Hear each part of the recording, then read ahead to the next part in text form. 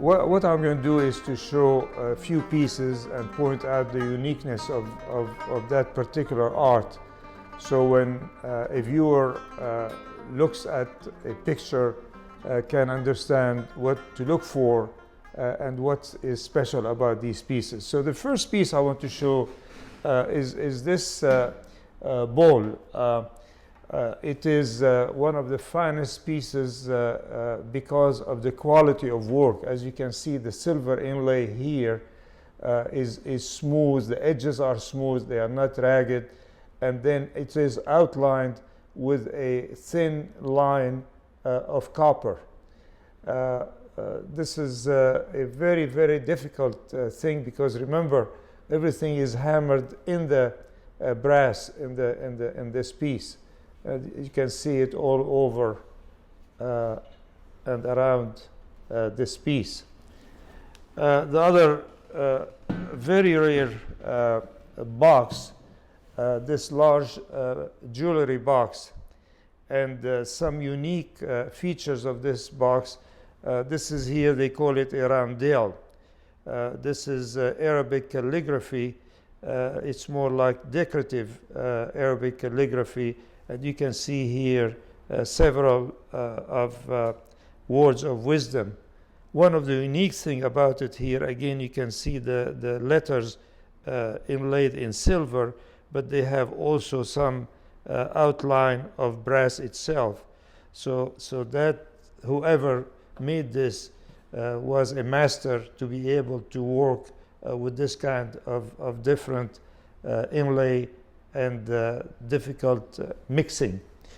This is a drawer here where you put the jewelry, and this used to be open, but it has been sealed, or you could open it, but it has been sealed.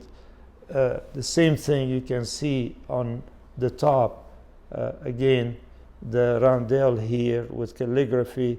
There's a little bit of gold here, and all the calligraphy here. Lastly, I want to show another piece of fantastic work, is this tray here.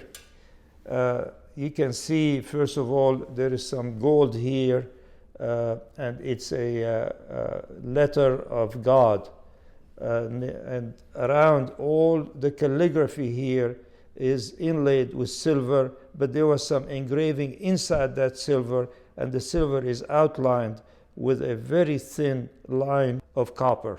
This is a piece that I imagine would take months to do because of very intricate engraving and inlaid work.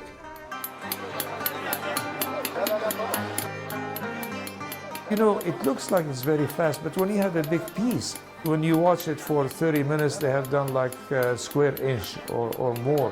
But if you think how many square inches that big tray is, that's why it takes time. These artists start to learn this craft since they were kids. Historically, it's from generation to generation, so there are families that are known to be outstanding in doing this kind of work. And then their children would be good, because they bring them to the shop when they are 8, 9 years old. They just start doing little things here and there and start doing the inlay. The designer will start, hand painting, the design. Just recently, they're using the computer now. Can you believe it? They get the computer and they get the stencil, the exact design.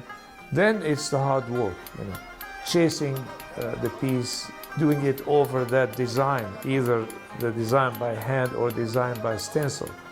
And so they chase the design, and after they finish that, it goes to the person who's going to inlay the silver.